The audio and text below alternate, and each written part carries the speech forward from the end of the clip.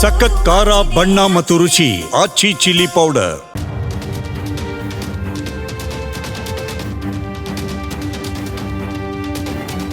ವಂದೇ ಮಾತರಂ ಪ್ರಕಟವಾಗಿ 150 ವರ್ಷಗಳು ಸಂತ ಹಿನ್ನೆಲೆಯಲ್ಲಿ ಆ ಗೀತೆಯನ್ನ ರಾಷ್ಟ್ರಗೀತೆಯನ್ನಾಗಿ ಯಾಕೆ ಆರಿಸಲಿಲ್ಲ ಅನ್ನೋ ವಿಚಾರ ಮತ್ತೆ ಮುನ್ನೆಲೆಗೆ ಬಂದಿದೆ. ಚರ್ಚೆಗಳು ಬಿರುಸಿನಿಂದ ಸಾಗಿದೆ. ಅಸಲಿಗೆ ಈ ಚರ್ಚೆ ಇಂದು ನೆನೆಯದಲ್ಲ. ದೇಶಕ್ಕೆ ಸ್ವಾತಂತ್ರ್ಯ ಬಂದಾಗಲೇ ಈ ವಿಚಾರ ಚರ್ಚೆಗೆ ಬಂದಿತ್ತು. ಜವಾಹರಲಾಲ್ ನೆಹರು ನೇತೃತ್ವದಲ್ಲಿ ಭಾರತದಲ್ಲಿ ಅಸ್ತಿತ್ವಕ್ಕೆ ಬಂದ ಮೊಟ್ಟ ಮೊದಲ ಸರ್ಕಾರದ ಮುಂದೆ ರವೀಂದ್ರನಾಥ ಠಾಗೂರರ ಜನಗಣಮನ ಅಧಿನಾಯಕ ಜಯ ಹೇ ಹಾಗೂ ಬಂಕಿಮಚಂದ್ರ ಚಟರ್ಜಿ ಬರೆದಿದ್ದ ವಂದೇ ಮಾತರಂ ಗೀತೆಗಳಿದ್ವು.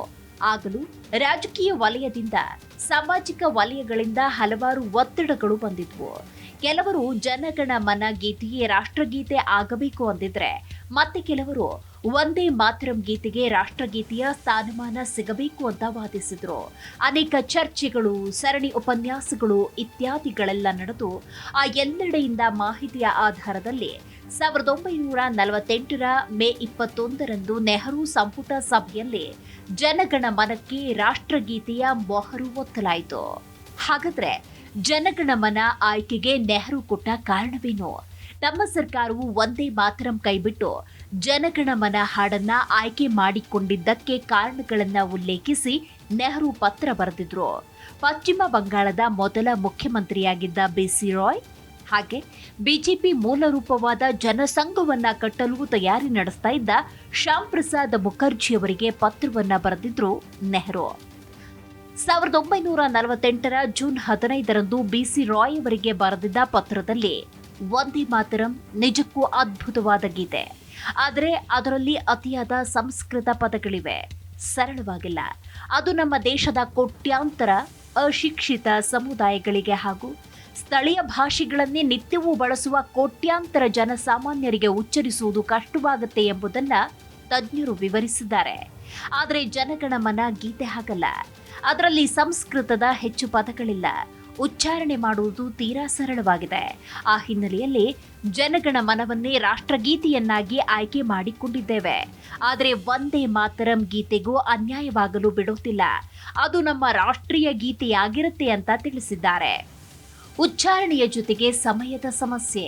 ಹೌದು, ಪಶ್ಚಿಮ ಬಂಗಾಳದ ಮುಖ್ಯಮಂತ್ರಿಗೆ ಪತ್ರ ಬರೆದು ಸರಿಯಾಗಿ ವಾರದ ನಂತರ 1948 ಜೂನ್ 21ರಂದು ಇಂದಿನ ಬಿಜೆಪಿಯ ಮೂಲ ಜನಸಂಘದ ರೂವಾರಿಯಾದ ಶ್ಯಾಮ್ ಪ್ರಸಾದ್ ಮುಖರ್ಜಿಯವರಿಗೆ ಪತ್ರ ಬರೆದಿದ್ದ ನೆಹರು ವಂದೇ ಮಾತರಂ ಗೀತೆಯಲ್ಲಿನ ಪದೋಚ್ಚಾರಣೆ ಜನಸಾಮಾನ್ಯರಿಗೆ ಕಷ್ಟವಾಗೋದ್ರ ಜೊತೆಗೆ ಅದರ ರಾಗ ಸಂಯೋಜನೆಯು ತುಂಬಾ ಸಮಯ ಹಿಡಿಯುತ್ತೆ. ಆದರೆ ಜನಗಣಮನ ಸರಾಗವಾಗಿ ಹಾಡುತ್ತಾ ಹೋಗಬಹುದು. ಇದು ಕಾರ್ಯಕ್ರಮಗಳಲ್ಲಿ ಆ ಹಾಡಿಗೆ ಸರಿಯಾಗಿ ಸಂಗೀತ ನೀಡುವ ಬ್ಯಾಂಡ್ ಅಥವಾ ಆರ್ಕೆಸ್ಟ್ರಾ ತಂಡಕ್ಕೂ ಸುಲಭವಾಗುತ್ತೆ. ಇದರಲ್ಲಿ ಯಾರನ್ನೂ ಓಲೈಸುವ ಹಾಗಿಲ್ಲ ಅಂತ ಸ್ಪಷ್ಟಪಡಿಸಿದ್ರು. ಹಾಗಾದ್ರೆ ವಂದೇ ಮಾತರಂ ಹಾಡಿನ ದುರ್ಗಾಮಾತೆಯ ಬಣ್ಣನೆಯ ಸಾಲುಗಳಿಗೆ ಕತ್ತರಿ ಹಾಕಿದ್ಯಾಕೆ? ವಂದೇ ಮಾತರಂ ಹಾಡಿನಲ್ಲಿ ದುರ್ಗಾಮಾತೆಯನ್ನ ಹೊಗಳುವ ಸಾಲುಗಳಿದ್ವು. ಆದರೆ ಆ ಸಾಲುಗಳಿಗೆ ಜವಾಹರಲಾಲ್ ನೆಹರು ಕತ್ತರಿ ಹಾಕಿಸಿ ಅದನ್ನ ಕಾಂಗ್ರೆಸ್ಸಿನ ರಾಷ್ಟ್ರೀಯ ಗೀತೆಯನ್ನಾಗಿ ಮಾಡಿದ್ರು ಎಂದು ಬಿಜೆಪಿ ವಕ್ತಾರ ಸಿಆರ್ ಕೇಶವನ್ ಆರೋಪ ಮಾಡಿದ್ದಾರೆ. ಸುಭಾಷ್ ಚಂದ್ರ ಬೋಸ್ಗೆ ಬರೆದ ಪತ್ರಗಳಲ್ಲಿ ನೆಹರು ಅವರೇ ಈ ವಂದೇ ಮಾತರಂ ಹಾಡಿನ ಸಾಲುಗಳನ್ನ ತೆಗೆದು ಹಾಕಿದ ವಿಚಾರವನ್ನ ಪ್ರಸ್ತಾಪಿಸಿದ್ರು ಅಂತ ಅವರು ಹೇಳಿದ್ದಾರೆ.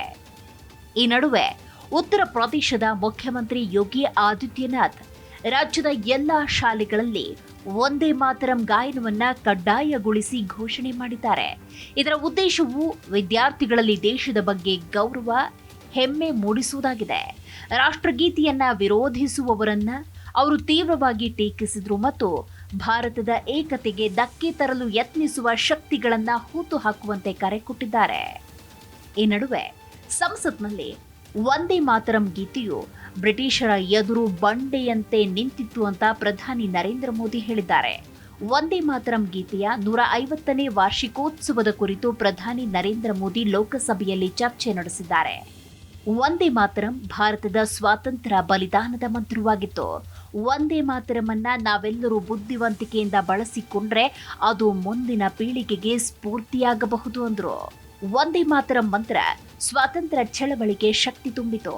ವಂದೇ ಮಾತರಂ ತನ್ನ 50ನೇ ವಾರ್ಷಿಕೋತ್ಸವವನ್ನು ಆಚರಿಸಿದಾಗ ದೇಶವು ಗುಲಾಮಗಿರಿಯ ಸಂಕೋಲೆಯಲ್ಲಿತ್ತು.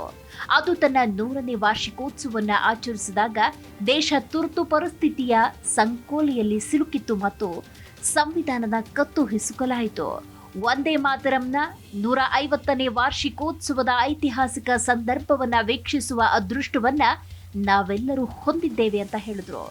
ಹಾಗಾದ್ರೆ ಬಂಕಿಂಚಂದ್ರ ಚಟರ್ಜಿಯವರು 1875ರಲ್ಲಿ ದೇಶಭಕ್ತಿ ಗೀತೆ ವಂದೇ ಮಾತರಂ ರಚನೆ ಮಾಡಿದ ಸಂದರ್ಭವನ್ನ ನೋಡೋದಾದ್ರೆ ಈ ಸಂಯೋಜನೆಯ ಹಿಂದೆ ಒಂದು ಕುತೂಹಲಕಾರಿ ಕಥೆ ಇದೆ. ಬ್ರಿಟಿಷ್ ಆಡಳಿತಗಾರರು ಪ್ರತಿ ಸಮಾರಂಭದಲ್ಲಿ ಇಂಗ್ಲೆಂಡ್ ರಾಣಿಗೆ ಗೌರವ ಸಲ್ಲಿಸುವ ಸೇವ್ ದಿ ಕ್ವೀನ್ ಅನ್ನೋ ಹಾಡು ಹಾಡುವುದನ್ನು ಕಡ್ಡಾಯಗೊಳಿಸಿದ್ರು. ಇದು ಬಂಕಿಂಚಂದ್ರ ಸೇರಿದಂತೆ ಅನೇಕ ದೇಶವಾಸಿಗಳನ್ನ ಕೆರಳಿಸಿತು. ಇದಕ್ಕೆ ಪ್ರತಿಕ್ರಿಯೆಯಾಗಿ ಅವರು 1874ರಲ್ಲಿ ವಂದೇ ಮಾತರಂ ಅನ್ನ ಹಾಡನ್ನ ರಚಿಸ್ತಾರೆ. ಈ ಹಾಡಿನ ಕೇಂದ್ರ ವಿಷಯ ಅಂದ್ರೆ ಭಾರತದ ಭೂಮಿಯನ್ನ ತಾಯಿ ಅಂತ ಸಂಬೋಧಿಸುವುದು. ಈ ಹಾಡನ್ನ ನಂತರ ಅವರ 1882ರ ಕಾದಂಬರಿ ಆನಂದ ಮಠದಲ್ಲಿ ಸೇರಿಸಲಾಯಿತು. ಐತಿಹಾಸಿಕ ಮತ್ತು ಸಾಮಾಜಿಕ ರಚನೆಗಳಿಂದ ಹೆಣೆಯಲಾದ ಈ ಕಾದಂಬರಿಯು ದೇಶದಲ್ಲಿ ರಾಷ್ಟ್ರೀಯತೆಯ ಚೈತನ್ಯವನ್ನ ಜಾಗೃತಗೊಳಿಸಲು ಗಮನಾರ್ಹ ಕೊಡುಗೆಯನ್ನ ನೀಡಿತ್ತು. 1896ರಲ್ಲಿ ಕೋಲ್ಕತ್ತಾದಲ್ಲಿ ನಡೆದ ಭಾರತೀಯ ರಾಷ್ಟ್ರೀಯ ಕಾಂಗ್ರೆಸ್ ಅಧಿವೇಶನದಲ್ಲಿ ಮೊದಲ ಬಾರಿಗೆ ಈ ಹಾಡನ್ನ ಹಾಡಲಾಗಿತ್ತು. ಅಲ್ಪಾವಧಿಯಲ್ಲೇ ದೇಶಭಕ್ತಿಯ ಸಂಕೇತವಾದ ಈ ಹಾಡು ಬ್ರಿಟಿಷ್ ಆಳ್ವಿಕೆಯ ವಿರುದ್ಧ ಭಾರತೀಯ ಕ್ರಾಂತಿಕಾರಿಗಳ ನೆಚ್ಚಿನ ಹಾಡು ಮತ್ತು ಮುಖ್ಯ ಘೋಷಣೆಯಾಯಿತು.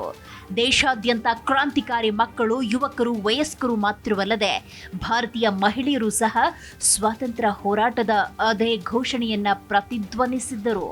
ಹೌದು, ಇಂದಿಗೂ ವಂದೇ ಮಾತರಂ ನಮ್ಮ ದೇಶದ ಬಗ್ಗೆ ಹೆಮ್ಮೆ, ಪ್ರೀತಿ, ಭಕ್ತಿಯ ಜ್ಞಾಪಕವಾಗಿಯೇ ಉಳಿದಿದೆ. ಈ ಹಾಡನ್ನ ಹಾಡುವಾಗ ಪ್ರತಿಯೊಬ್ಬ ಭಾರತೀಯನಲ್ಲೂ ಉತ್ಸಾಹ ಮತ್ತು ದೇಶಭಕ್ತಿ ಉಕ್ಕತ್ತೆ.